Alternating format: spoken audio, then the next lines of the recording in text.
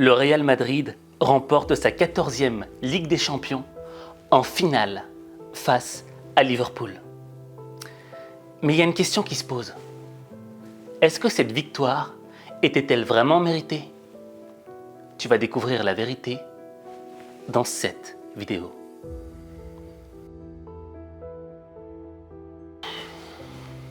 Bon, avant d'entrer dans le vif du sujet, sache qu'à la fin de cette vidéo, je vais te demander de faire un choix entre deux éléments. Maintenant, revenons sur cette incroyable finale remportée par le Real Madrid. Je vais pas te mentir, moi la finale, je l'ai regardée dans une pizzeria en Espagne. Et vu que les commentaires étaient en espagnol, sur mon téléphone, j'ai mis RMC en direct pour avoir les commentaires en français. Et ce qui m'a marqué, c'est que à la fin du match, à la victoire du Real Madrid face à Liverpool, en Espagne, tu vois, ça klaxonnait, les gens étaient heureux, etc. Et quand j'écoutais la radio, j'entendais Fred Hermel en train de pleurer. Donc je suis content pour... Oh là là, il a pleuré, Fredo. Ouais, quand même. Fredo, il est ému. C'est 30 ans de ma vie et il y a des mecs que j'aime vraiment beaucoup là-bas et je suis super content pour eux. On va en parler longuement. Daniel Riolo est avec nous également ce soir. Salut. Moi, j'ai trouvé ça émouvant que le mec pleure, tu vois. Mais de l'autre côté, t'avais Daniel Riolo. Et Daniel, il lui a dit direct, genre, arrête de pleurer parce que je vais te casser tout de suite. Ah, c'est moi qui commence, donc je vais immédiatement comme ça fâcher Fred et lui gâcher son plaisir. Belle victoire non pas du Real Madrid mais de l'Atlético de Madrid ce soir. Et là où Daniel Riolo m'a mis une grosse claque, c'est quand il a dit que la victoire du Real était moche. Tu salues le Real Madrid, mais tu n'en fais pas un beau vainqueur ce soir. Je me trompe ou pas? Le Real en a gagné 14, il y en a plein dont on ne se souvient pas parce qu'on n'était pas nés. Et il y en a quand même quelques-unes qu'on a vues. Je pense que c'est la plus moche de toutes celles qu'ils ont gagnées. Pour moi, c'est une des plus belles. Laissez-le finir. Vas-y, Daniel. Dans la production du jeu, c'est le néant total. Et le problème, c'est que de cette façon-là, ils ont réussi à... En fait, ils ont annihilé le Liverpool qui a quand même eu beaucoup d'occasions. Mais Courtois a fait un match incroyable, c'est tout. Mais le Real, première période, c'est le néant total. Il y a rien. Enfin, si Kevin et Fred, enfin, moi je veux bien, les yeux de l'amour, ça déforme, hein. Les yeux de l'amour du football, ouais. Il y a de quoi s'offusquer. Il y a de quoi péter un plomb quand tu vois que les mecs ont remporté la Ligue des Champions, mais qu'un autre te dit « Ouais, mais c'était moche ». Et là, tu peux te dire que Daniel Riolo, c'est juste un polémiste, c'est juste un mec qui a envie de faire parler de lui. Mais c'est pas le cas. Au fait, des gars comme Daniel Riolo, on en a besoin. Parce que parfois, on est dans l'émotion. On est dans l'émotion extrêmement positive et on en oublie d'être logique, d'être rationnel. Et ce gars-là, il te remet les pieds sur terre et il te dit « Explique-moi, argumente-moi, non pas en surface, mais en profondeur, pourquoi j'aurais tort ?» Il te pousse à réfléchir en profondeur. Et pour moi, en fait, cette victoire du Real Madrid, c'est la plus belle victoire de toute la Ligue des Champions. Et je vais t'expliquer en profondeur pourquoi.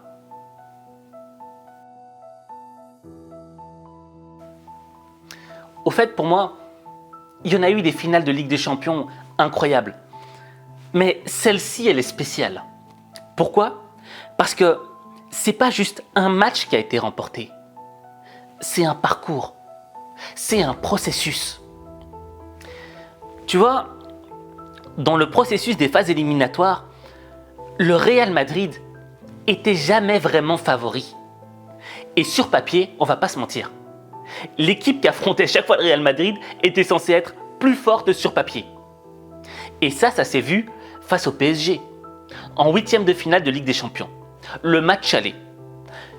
Pour moi, le Real Madrid était fini. Le PSG avait remporté la victoire 1-0. Et on se disait que, vu qu'ils avaient été tellement bons le Paris Saint-Germain, le match retour, ils allaient le gagner, mais les doigts dans le nez.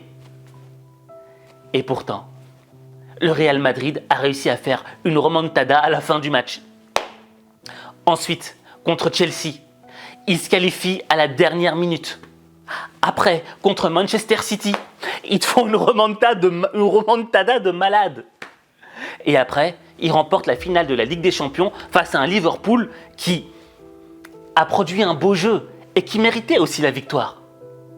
Et là, tu te dis, mais dans le fond, Daniel Riolo, il a peut-être un peu raison. Mais ce qui compte, c'est pas d'être le plus fort, c'est d'être le plus déterminé. Parce que le plus déterminé, c'est celui qui donne le plus de cœur.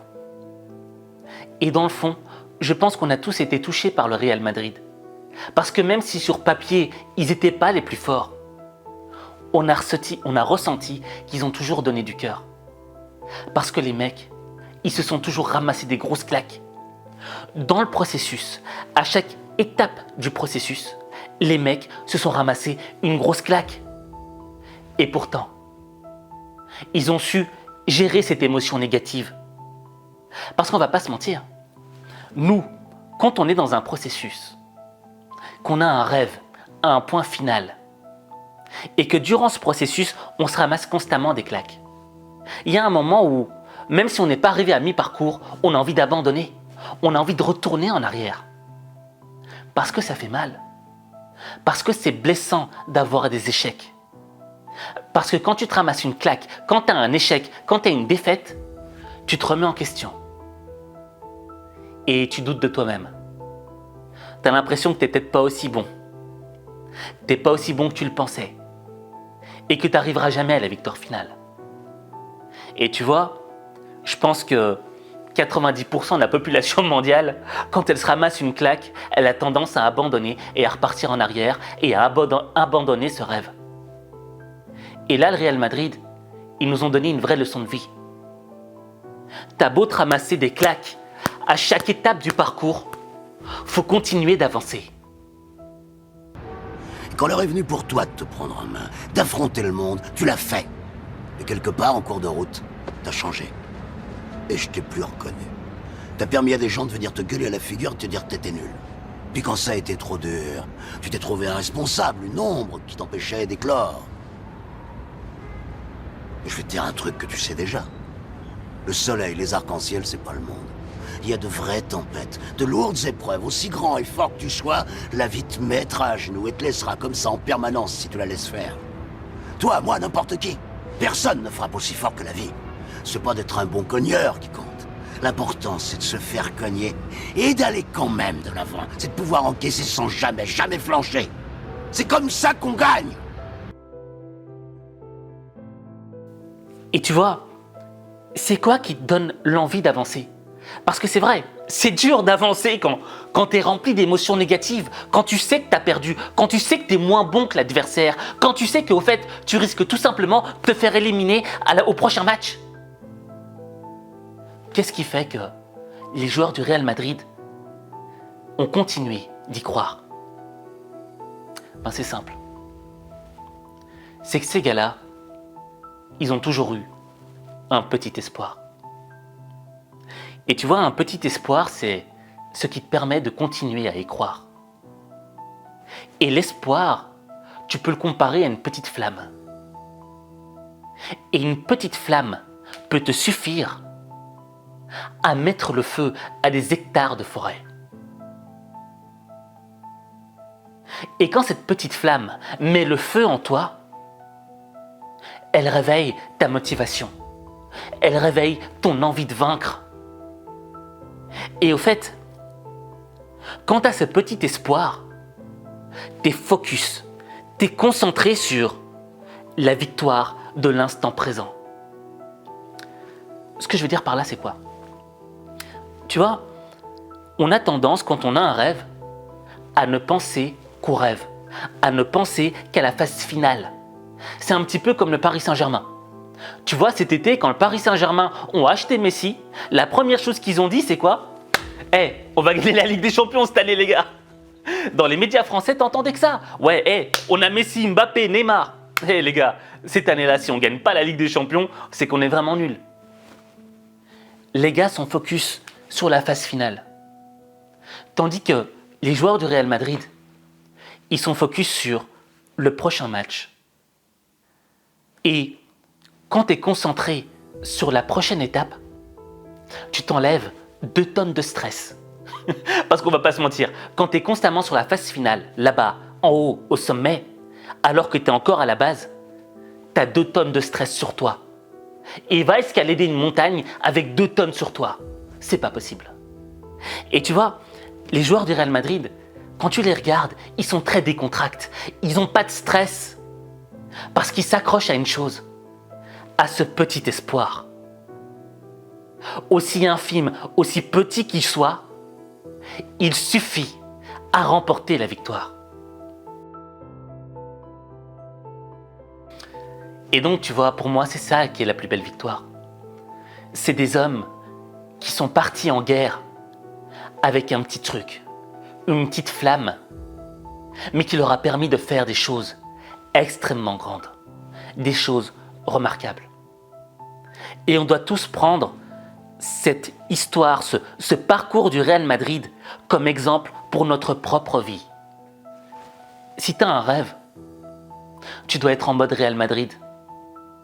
Tu dois accepter que durant ton parcours, tu vas te ramasser des baffes, que tu vas échouer, que personne ne va croire en toi.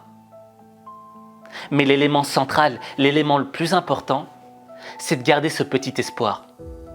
Ce petit espoir qui va te permettre de continuer à croire en toi. Je sais, quand je dis comme ça peut paraître stupide, ça peut paraître rêveur, mais pourtant c'est la stricte vérité. C'est le vrai monde. C'est garder ce petit espoir qui nourrit ton mental.